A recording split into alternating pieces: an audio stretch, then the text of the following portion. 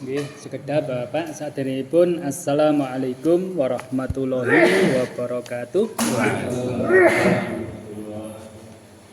Alhamdulillah wassalatu wassalamu ala Rasulillah wa ala alihi wa sahbihi ajmain, amma ba'du. Bapak-bapak, pengajian malam Jumat yang insya Allah dimuliakan oleh Allah.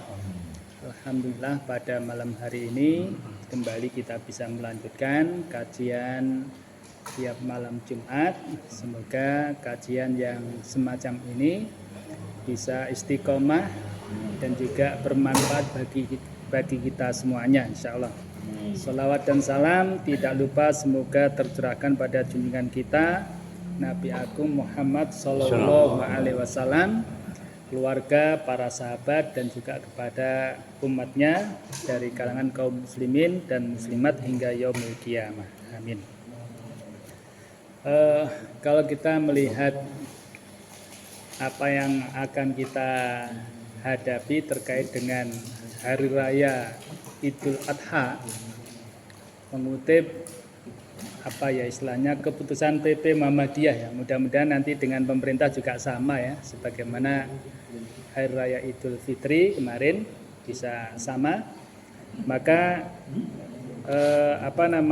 Idul Adha ya 10 Dzulhijjah tahun 1446 Hijriah itu nanti jatuh pada hari Jumat 6 Juni 2025 ya, sehingga berkenaan dengan hari Arafah ya 9 Dzulhijjah 1446 Hijriah itu jatuh pada hari Kamis tanggal 5 Juni 2025. Sedangkan tanggal 1 Dzulhijjah itu jatuh pada hari Rabu tanggal 28 Mei 2025. Ini hanya sekedar informasi nggih Bapak nggih, nanti bisa dicek kembali. Harapan kita tentu bisa bareng ya bersama dengan keputusan pemerintah. Itu yang kita harapkan. Baik, menghadapi hari raya Idul Adha tentu insya Allah sudah jauh-jauh hari para takmir masjid itu sudah ketok tular memberikan informasi dan mencari para sahibul korban, para sahibul korban, sehingga diharapkan masing-masing masjid tentu seperti tahun-tahun yang lalu ada kegiatan penyembelihan hewan korban, sehingga ketika ada kegiatan ya penyembelihan hewan korban itu yang kita harapkan adalah sikap atau kegotong royongan ya, di antara jamaah kita, guyub rukun dalam rangka untuk beribadah kepada Allah, menyaksikan, dan bagi sahibul korban, bagi yang mampu untuk menyembelih bisa menyembelih, istilahnya menyembelih hewan korban, dan ini adalah salah satu ibadah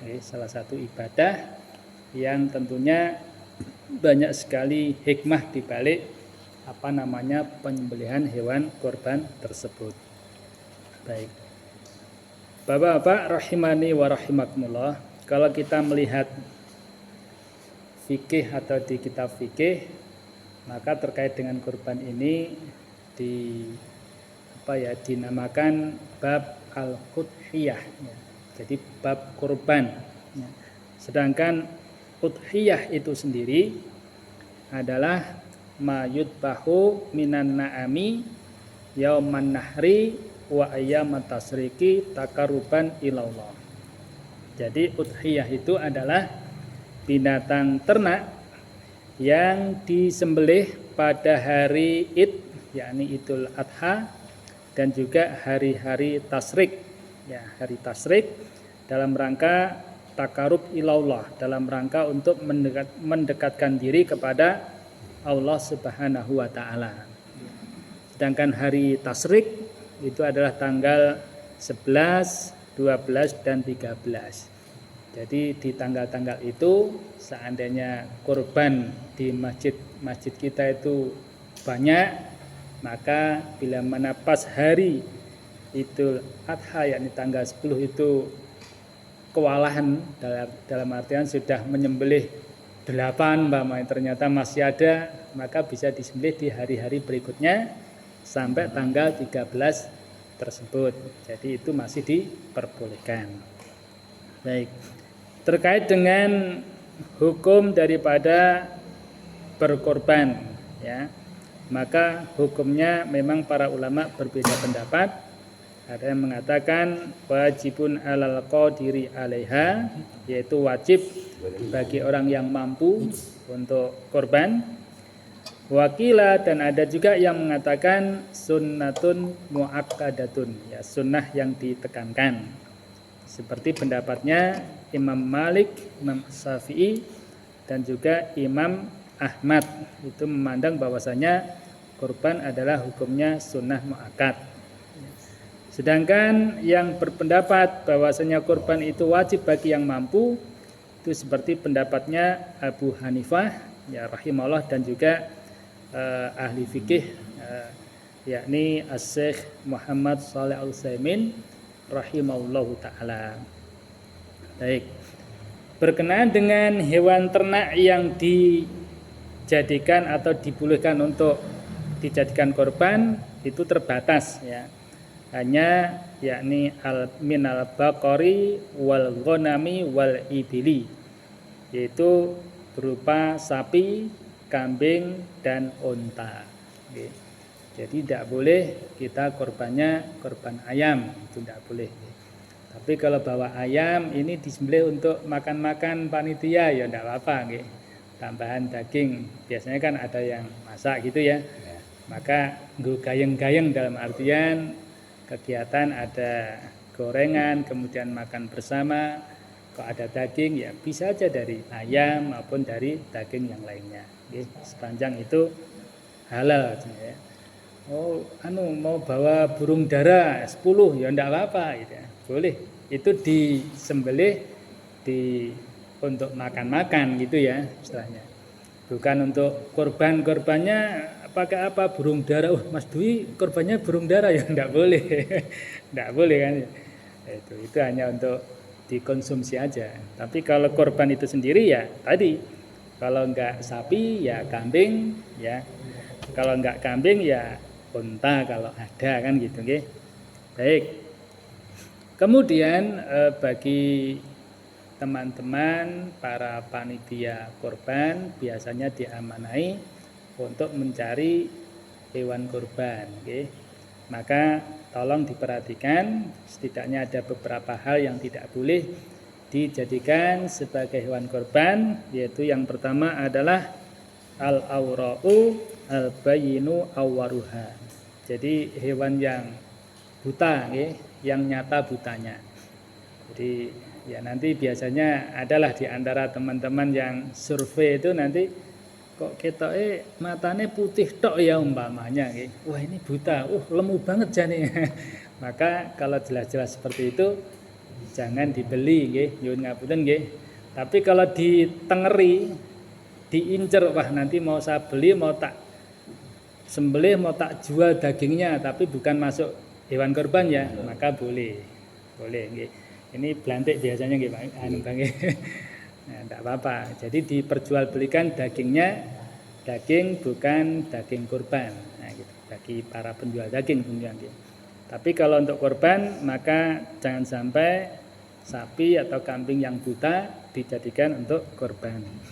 Kemudian yang kedua itu adalah al-arja'u al-bayinu tal'uha, yakni hewan itu pincang yang nyata pincangnya.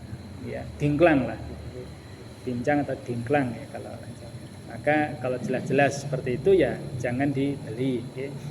Jadi sebisa mungkin yang gagah, yang gemuk, ya, yang sehat gitu ya.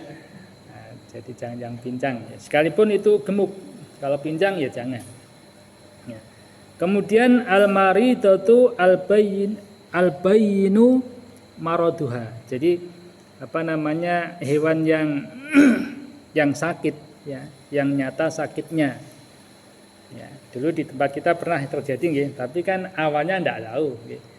Di sananya sehat, tapi ketika pas hari H mau disembelih, kita semuanya mau ke PGP, itu kelihatan kelentrak-kelentrak nggih. Jadi ada keluar kayak darah dari ingusnya dan dari anusnya itu.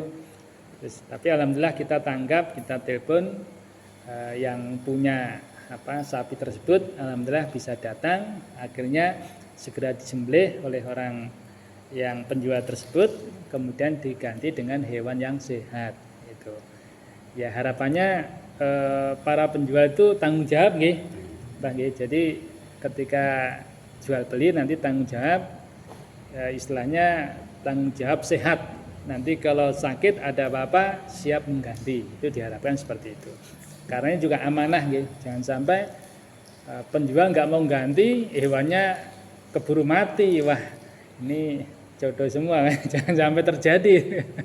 Ya. Itu bisa aja terjadi seperti itu kalau tidak ada perjanjian di awal. Ya kan? Umpamanya ketika beli sapinya itu di luar dugaan tanpa ada pembicaraan, ternyata ketika sudah dikirim sehari sebelum lebaran atau mungkin malam lebaran itu ternyata malamnya mati gitu ya. Maka tanggung jawab panitia kan besar itu. Duh, gimana nih? Nah, padahal ada 7 anggota keluarga ya yang beli sapi itu ya ini. Makanya diharapkan ada tanggung jawab dari sisi penjual sehingga enak, panitia juga bisa nyaman tidurnya karena diamanai beli sapi, tapi sapinya sehat, kemudian juga penjual juga tanggung jawab. Itu luar biasa itu. Baik.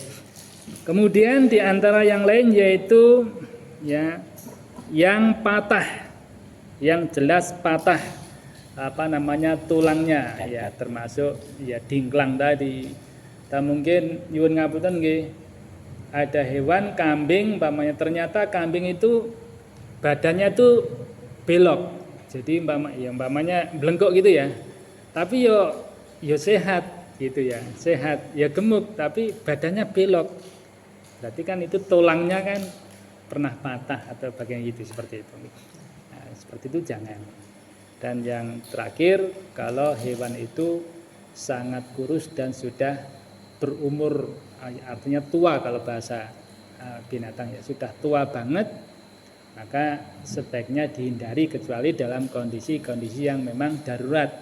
Enggak ada hewan, adanya itu ya tidak ada masalah dari sisi karena darurat tadi. Baik.